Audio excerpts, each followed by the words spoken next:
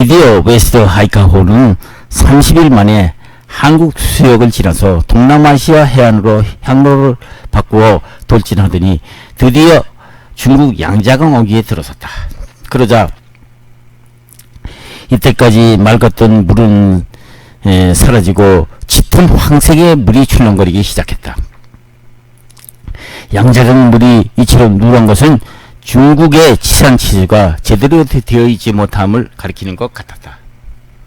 마침내 일행은 황포강 어귀에 있는 상해 항구에 도착하였다. 그러나 일행은 또다시 불안을 느껴야만 했다. 이렇게 어떻게 상륙하느냐가 문제였기 때문이다. 당시 상해의 행정권과 사법권은 영국인이 장악하고 있었으며 영일 동맹을 맺은 후 영국 정부는 한국인에게 차별적 대우를 하고 있었던 것이다. 호놀룰루에서 배를 탔을 때처럼 비밀리에 상륙한다는 것은 상상할 수도 없는 노릇이었다. 영국 관원의 상륙 허가 수속이 진행되고 있는 동안 일행은 문전 방에 숨어 있어야 했다. 그것이 불과 몇 분이 지나지 않았으나 일행에게는 상당히 오랜 시간으로 여겨졌다.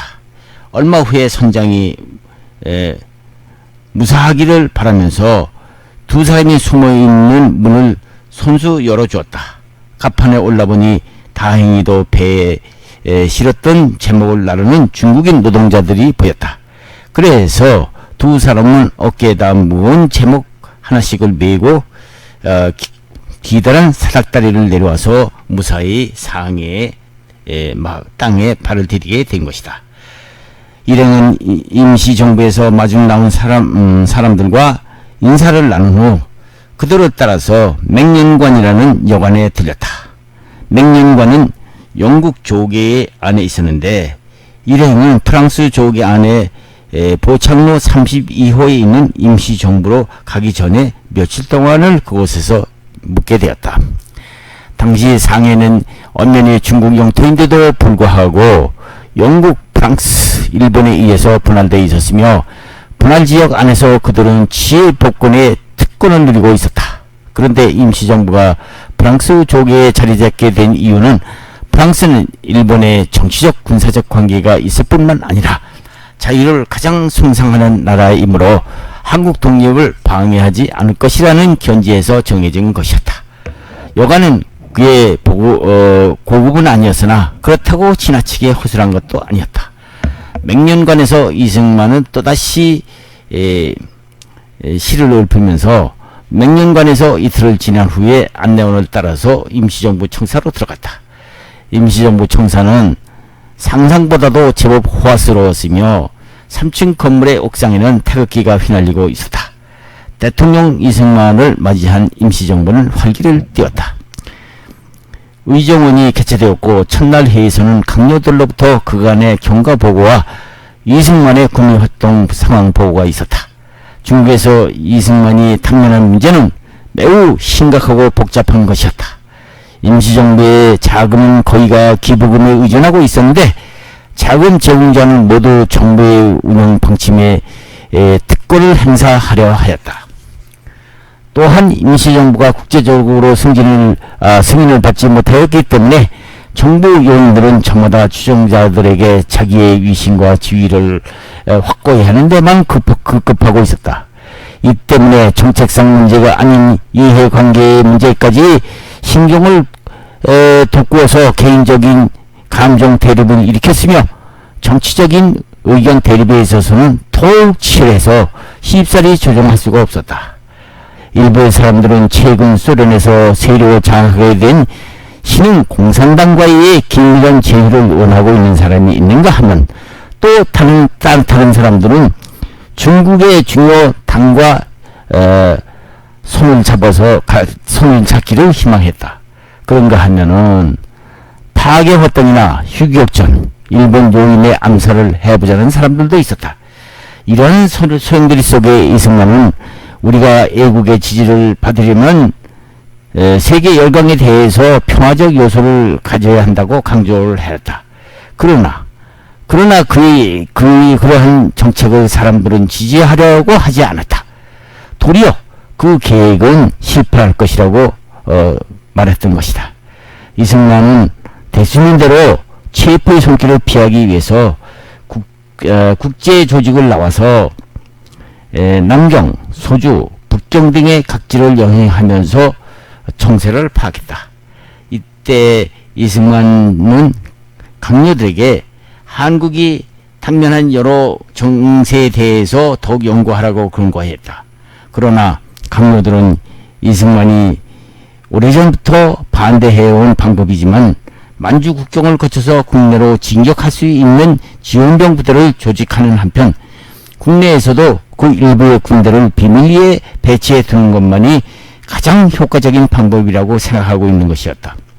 이승만은 이와 같은 방법으로 폭력적인 방법으로는 승리를 할 수 없을 뿐만 아니라 일본의 한국 지배를 더욱 강화시켜 줄 뿐이라고 얘기할 뿐이었다.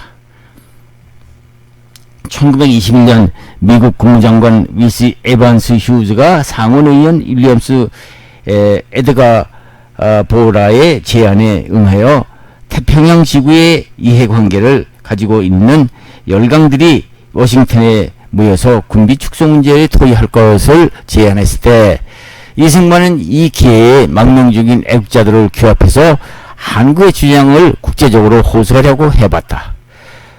회의는 1921년 10월 10일 미국, 영국, 프랑스, 이탈리아, 벨기, 네덜란드, 포르투갈, 중국, 일본 등의 각국 대표들에 의해서 개최될 예정이었다.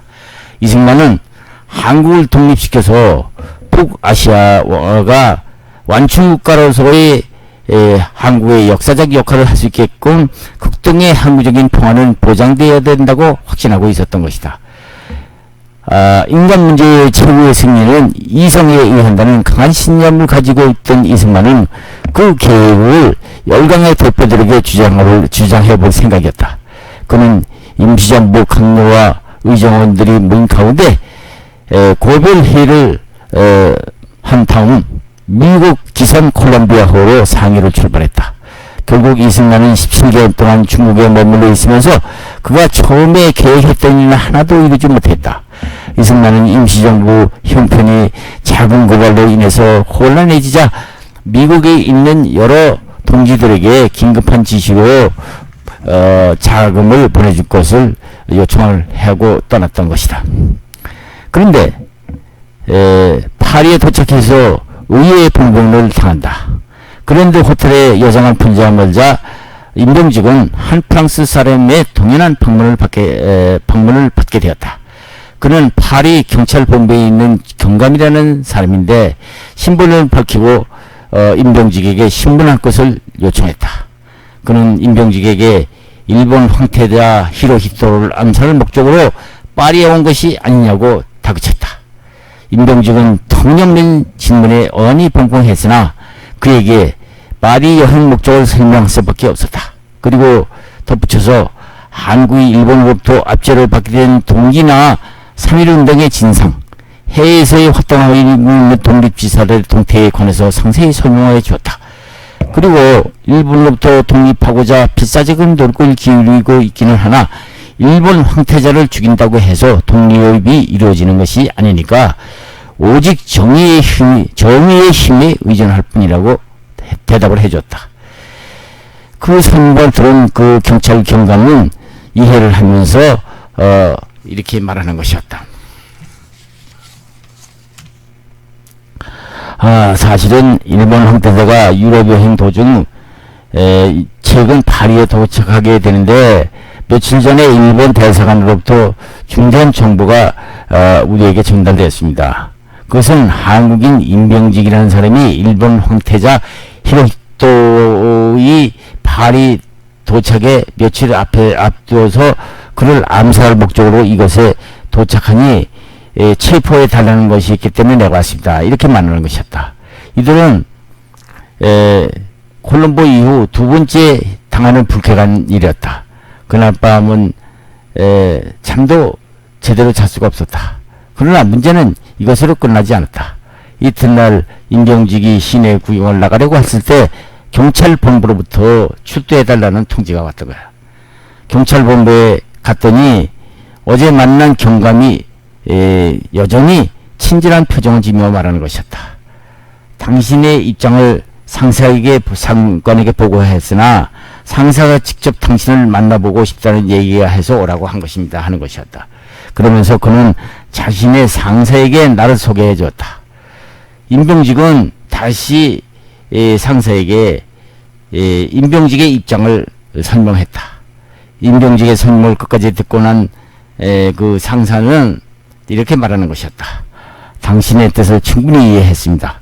그러나 당신에 관한 정보를 받은 이상 죄송하지만은 황토자가 파리에서 떠날 때까지는 뒤로 쫓아다닐 것이니 이해해주기 바랍니다. 임병직은 이 사건을 즉시 워싱턴 국립위원회의 전문으로 보고했다. 이승만이 부재중이었음에도 불구하고 협조를 하고 있던 윌리엄스는 이 사건을 과장해서 미국 학신문에 보도하는 것이었다. 국민위원회로부터 의장 비서 임병직 씨는 상해 임시정부가 파리에 머무게 되는데 파리 경찰은 그가 일본 황태자를 암살할 혐의가 있다고 하여서 혹독한 문천을 하고 있다. 그런데 한국인의 일본 황태자를 암살하는 의도는 충분히 이해할 수 있으나 임병직 씨의 인품으로 봐서 그럴 사람이 아니다 라고 이렇게 기사를 썼던 것이다. 이 기사는 한국 독립 문제를 얼버무리고 있던 미국 시민들에게 좋은 각성제가 되어 주었던 것이다. 한편 이승만은 상해를 떠나 마닐라에서 10일 동안 머물다가 필리핀의 정치, 경제, 사회를 살피고 독립은 될수록 빨리 행해야 되겠다는 것을 결론을 내렸다. 이승만은 다시 미국 기선 그래니트 스테이트 호로 2주일 동안 태평양 횡단 여행을 떠났다. 6월 29일 호놀룰루에 도착한 이승만은 열렬한 환영을 받았다. 7월 중 한 달 8월 초순을 하와이에서 여러 친구들과 지낸 다음 8월 말에 군축회의에 대비하고자 워싱턴으로 돌아왔다.